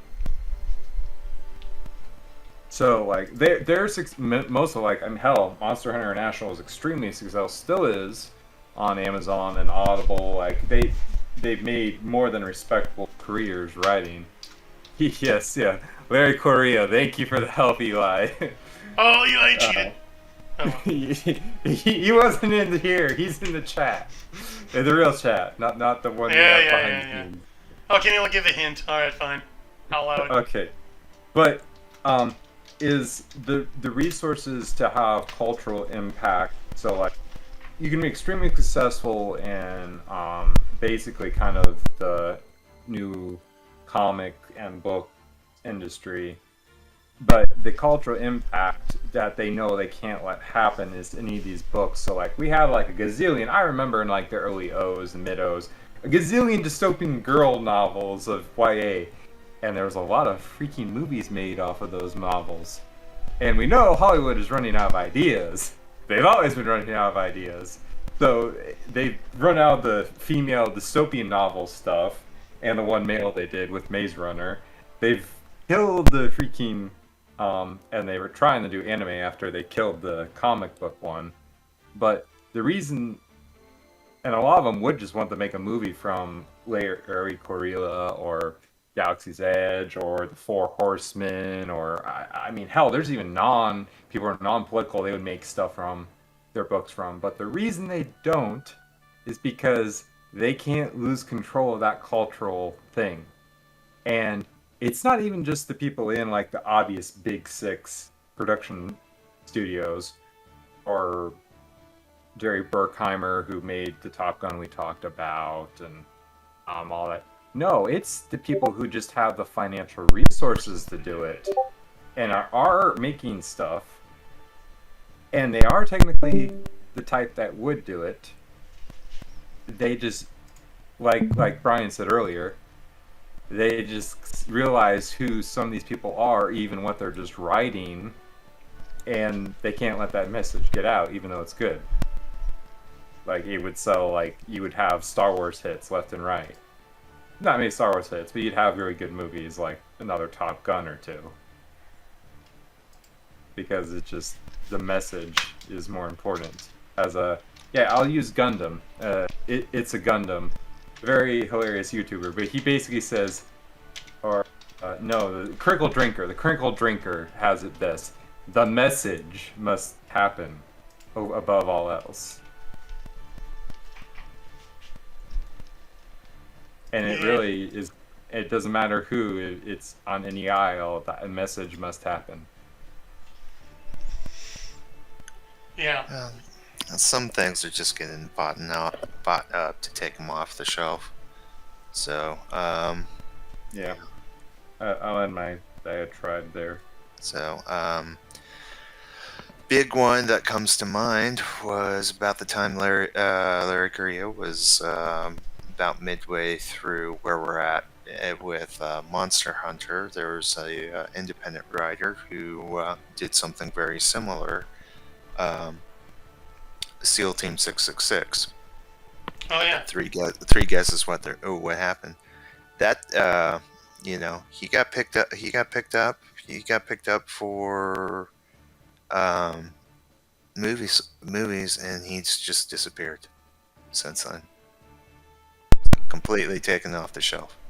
So, I'm not saying. Okay. Let me just clarify. I'm not saying you can't get the books. You can get that, but from a career standpoint, nobody can make anything off that.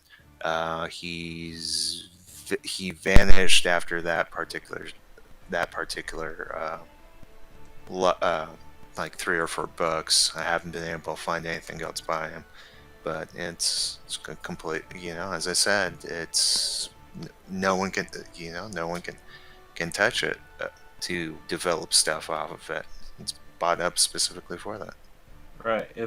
What Paul's saying is it's not like the Calvin and Hobbes comics. So like Calvin and Hobbes comics was a scenario where the guy knew he was in his peak career with Calvin and Hobbes, and he just rightfully said, particularly since it's humor, one of the hardest forms of writing, he said, I'm just going to nope out.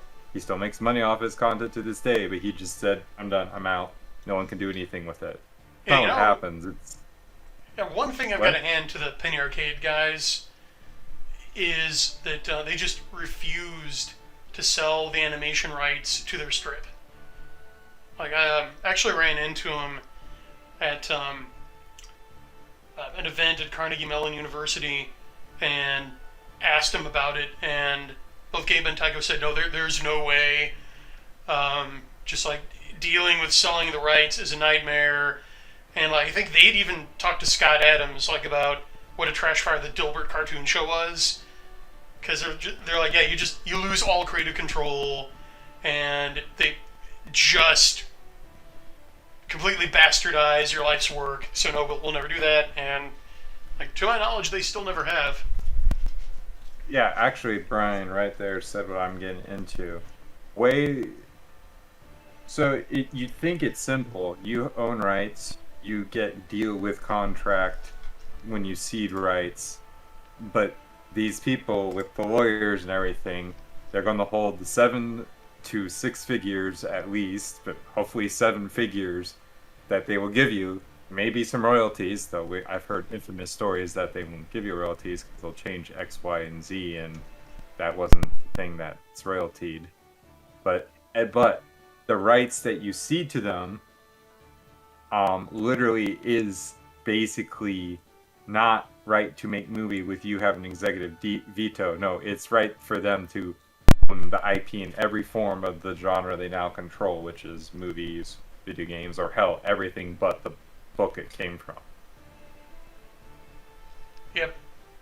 I mean, we can get into contract law, and those are like bundles of rights, and Right. what they buy is they buy the option. So they option Right. the book. It doesn't guarantee a movie's gonna get made, but like because they own the option to make it, no one else can. So yeah, that IP is locked in development hell. It's just in limbo. That's like mineral rights almost. Like you have the option to go mine this area, and no one else can go in and mine. Yup. And that's what happened to the SEAL Team 666 guy. It's just, yeah, he got like a 6-figure payday, but now, like, other people control the rights to his work. He can't exploit them except in limited ways. Well, there was a big push behind him. He got picked up by a publisher, and that was it. I don't know if he's writing under a new pseudonym or something, but that particular one, Yeah, that it's the only way that he particular could. one's gone. Yeah, I guarantee you it's the only Actually- way he could, because if you sign with a publisher, Yeah. you sign a like boilerplate entry-level non-compete clause. Right. So yeah. Actually, what we're talking about is explicitly why the Galaxy's Edge crew, which is just not Jason Onspach and Nick Cole, but a few other authors they now have involved. But it's explicitly why Jason Onspach, kind of the mastermind of the whole shenanigans there, is why they're producing their own audiobooks now, because then they own actually just not the book, but they own the audiobook version too. For like Galaxy's Edge, which is their big series and such, they work with Podium Publishing. And yes, they might own the rights and get some kickback from Podium Publishing, but Podium Publishing does technically own, in some form or another, the rights to the audiobook version and how they do it. Yeah, and see, Further. they're kind of... I think they're a bit behind the curve there, or they will be soon, because I'm going to make a bold prediction that audiobooks, like as we know them, are basically dead. Like, they might still be around in some form, but they are not going to be like the new hotness they were back around 2015, and I'll tell you why. It's because basic and simple and free text-to-speech software is getting so good and so readily available. Like, they're almost as good as some of the best narrators. And they don't charge you like thousands of dollars up front. And I actually got this from one of my readers who was like, oh, hey, can you send me like just like it was either the Word doc or the PDF of one of your books. I was like, oh, okay, why don't you want the Kindle version? He's like, oh, well, because of the copyright protection, which Amazon won't let me take off. But he's like, yeah, I just like had it's like called, what is it, eVoice or something like that. But like this one free program he uses to just read my book to him, and it does it almost as well as a professional voice actor. Yeah, so I just don't see professional audio narrators competing with that. Like, sadly, I think they're going to get automated out of the book market at least. Well, there's one, and I was actually surprised that they didn't move more into it. I guess it's just too expensive. They moved more into like the radio plays versions, or one of my first audiobooks was that I listened to was I think Thief of Time, Hmm. and by Terry Pratchett. And they got like 5, 6. They got like 20 different authors, not 20 different performers. One of them being Harlan Ellison for the When the Eternally Amused, or whatever he's called with it. But they did the each line of dialogue, with it, with you know with that voice and everything, and they had the narrator voice and all that. I wish I still had that. Like can't find that version anymore. But one of the things that, at least in 2018, is they were starting to move into that. So like B.V. Larson, or your bigger indies, were starting to move into these ensemble cast books. And I don't know if it was just the excuse me, if it was just Corona-chan, or if it's technology like you're talking about. I haven't really seen. It's like they were all ready to jump off into that pool, and just didn't happen. Yeah, still working, still getting chucked, man. All right, say again. You got some audio problems again. Telework, still a lot of the demand for audiobooks. Oh yeah. Coronavirus caused people being able to record all the have them all in separate groups. Well, I'm pretty sure with the current economic situation, commuting's still not going to be as popular as what it once was.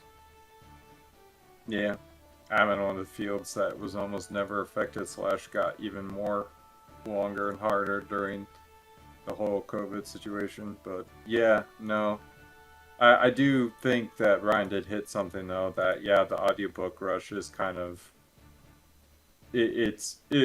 technology / volume is kind of over. It is kind of the standard of where ebooks was. You kind of gonna have to have it now if you're going to release a book onto Amazon, and Amazon is where you're going to release. But yeah, Brian just literally dropping that shell on me. I was like, I've been thinking for a while of how to do maybe audiobooks of Brian's books, and now I'm just like going, I wonder if he can just like figure out how, and I'm almost sure some company will figure it out, how you can just basically make an audiobook version and either sell it, paying them profit, or just to pay like, for like how I get video editing software and other stuff, and or like coding software. It's just gonna be like that. You just get it, and then here you go. And the art will be probably more of having people good enough with audio production to manipulate and get it done.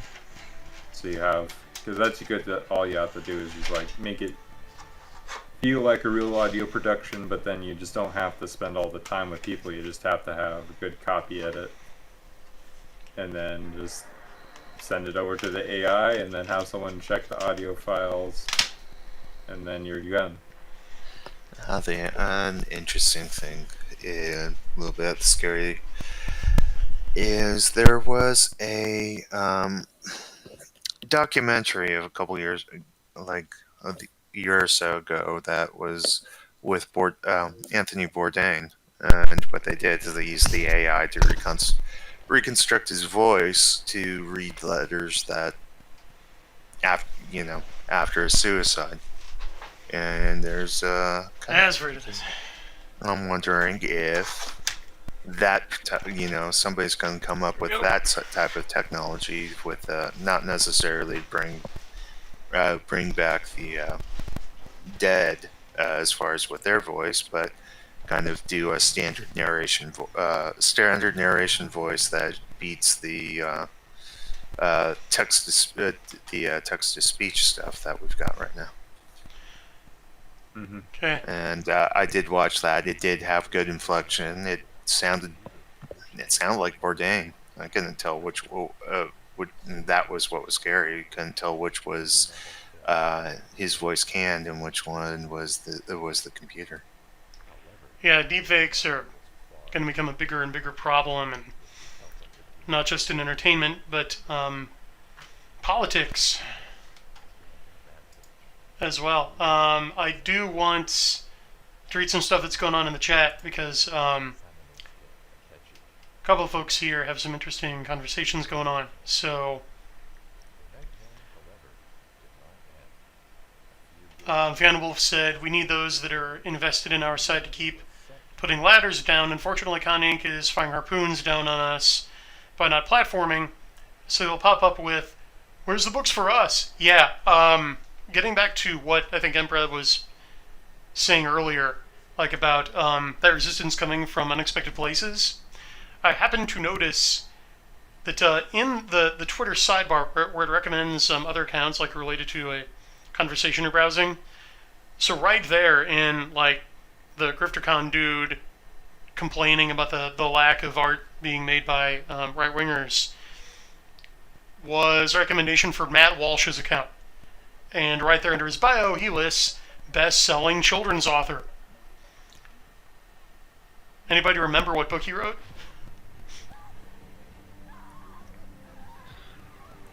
No, but I think it's either cringe or probably heretical. Probably both, but it was cringe. It was the walrus thing, which was like just a ham-handed satire of like normie leftist dogma.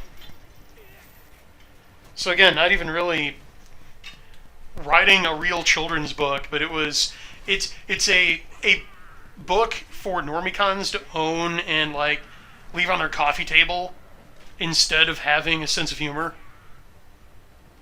Like often ones who probably don't have kids, but yeah, that's a hint. Let's see, Bradford Walker. Oh, first, bad player. One of my long-term projects is to try to create a book to video game pipeline. Yeah, best of luck. Let me know how that goes. Then Bradford.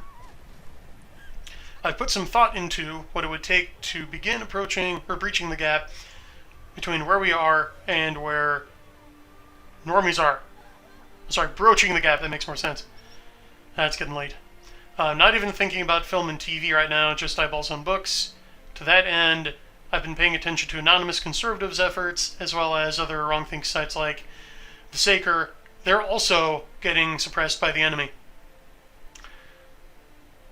Yeah, I mean, like the left figured out you don't have to win the arguments because they lost all of them, but all you have to do to win is control the organs of public opinion. So then you can just like flip the table and randomly declare yourself the winner and insulate yourself against consequences.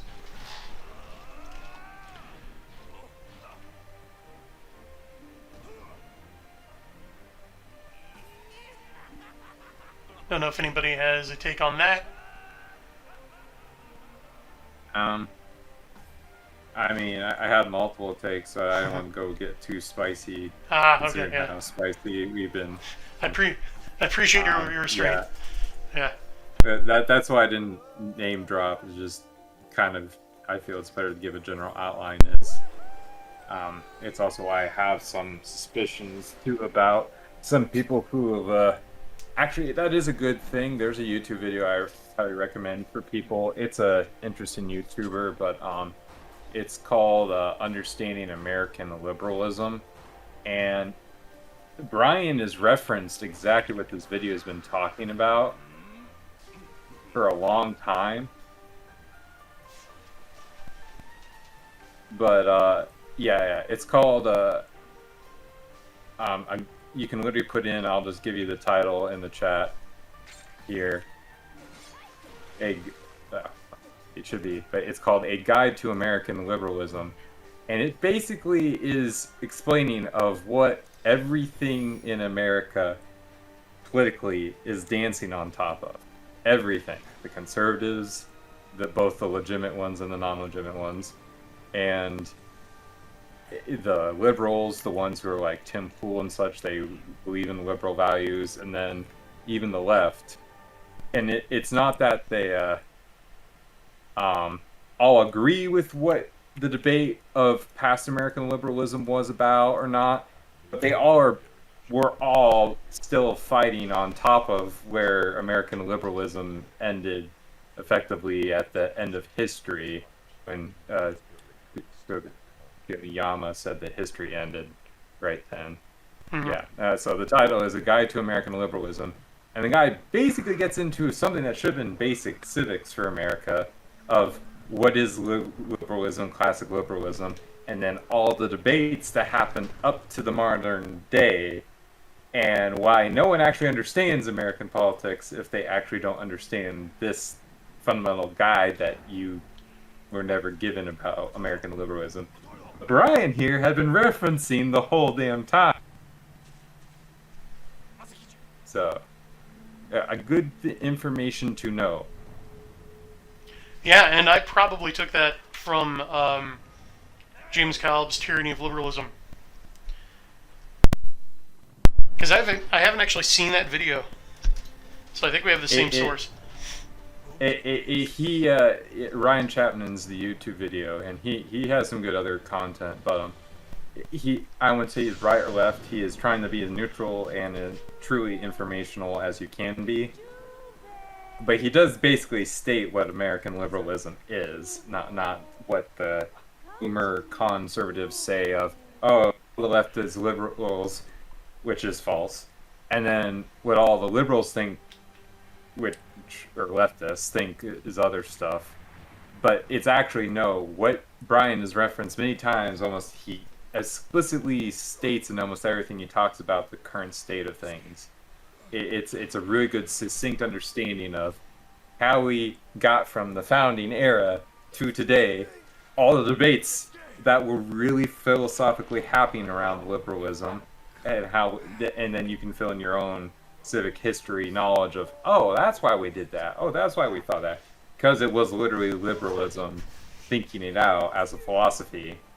And then we can all disagree on what he thinks in the end of the shenanigans of today, but it basically, to sum it up, American liberalism, in his short words, too long did not watch, is trying to balance freedom and equality. And that's been the whole American debate, is those two things. And the hyper-freedomists don't care about equality and things getting worse in unequal events, the Gilded Age and such. And the people on equality almost don't care about the freedoms, the extreme camps on the side. They don't care as much about freedom. We need more equality. I don't mean equity, I mean equality. Like, we need just better opportunities and such. And yes, it might hurt some of the freedoms, but we need. But these two extreme camps are basically the American debate that liberalism has been fighting for its whole existence in America. And it's been helpful to understand that in basic civics, but of course, like many things in our current modern age, no one ever explains these damn things. All it needs explaining is there's no such thing as freedom or equality. Well, that's exactly why you've been referencing it for this whole damn time. Rather, there's no such thing as equality, and there's no such thing as undefined freedom. It's like, in either case, I can ask, okay, all right, freedom to do what? Equality in regard to what? And they can never answer that. But yeah, that's in general what I refer to. And that's why I said you've been referencing it this whole damn time. That people don't understand the fundamentals of what you mean by liberalism. And this basically gives the outline exactly what you mean. Oh, cool. Yeah, it's just the attempt to enshrine freedom, like undefined freedom, as an absolute.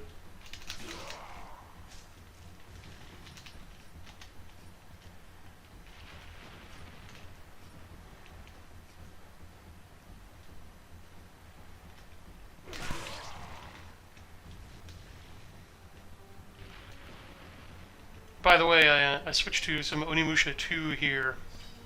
You see.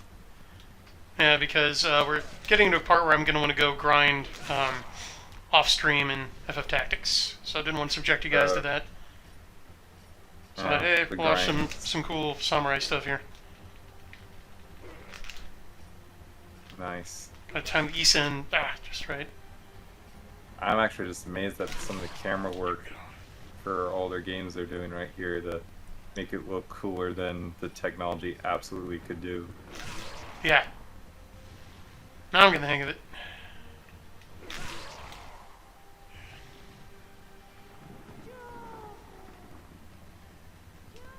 Yeah, this was a big leap forward from the previous game. It still has tank controls, so like I don't have camera control. The left stick or the right stick doesn't do anything, and I'm actually using the D-pad.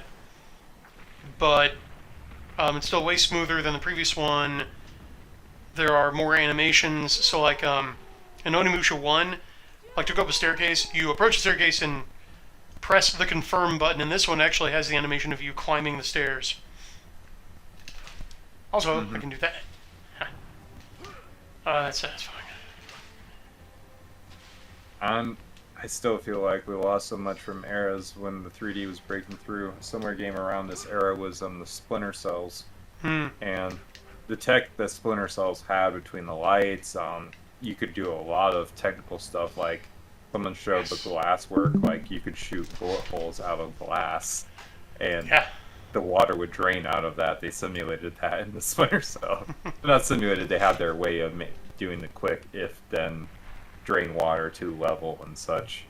But those details, just like modern games with their huge open worlds, don't even do. Just like when you were breaking into 3D, everyone actually included a bunch of cool stuff that was like, you didn't have to do that, but you did, and it was so amazing you did it, just because you were trying to experiment and have fun with 3D.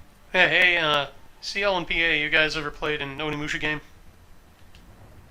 No, I can't say I have.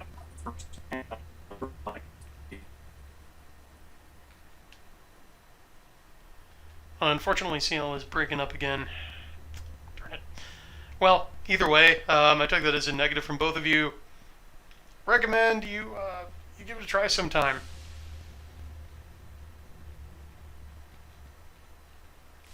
They're pretty deep.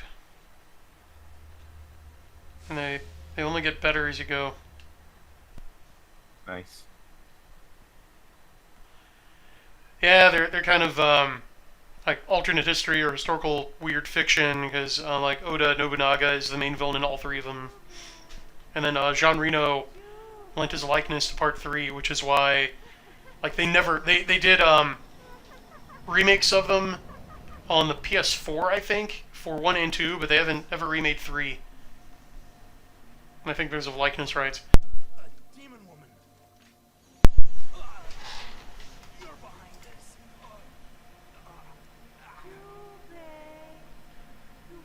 Yes, Bradford. Part 3 is the one with time travel and Jean Reno. Yeah. Eli, I see you also. I'm gonna have to. I have myself an old PS2, and one of my friends is on Twitter has always bragged about Onimusha, and just he often waifu ninja posts, but Onimusha is one of the ones he also references. Yeah, I see that he and Eli in chat are also men of culture as well. I think that was one of the reasons some people liked at least Neo, and somewhat Neo too. Was at least it was not ninja-like or like the Ninja Gaiden or Onimusha, but it was like at least somewhat back to that vibe with at least Neo 1.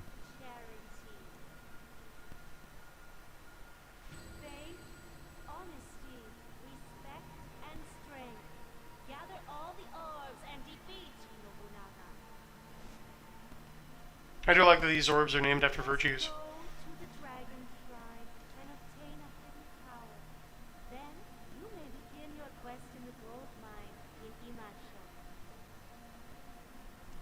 Who are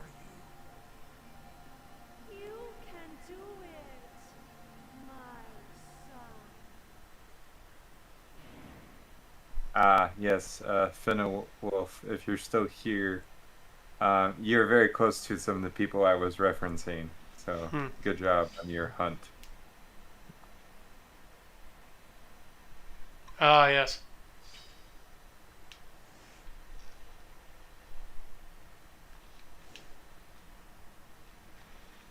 Yeah, and this is kind of a proto God of War as well. I'm not sure I trust that goddess woman with the long fingernails. Just saying. Yeah, we don't have a choice though.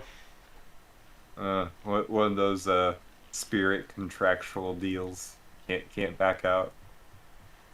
Yeah, I've got a demon soul-sucking tattoo in my palm now. So I'm in it for the long haul. Hmm.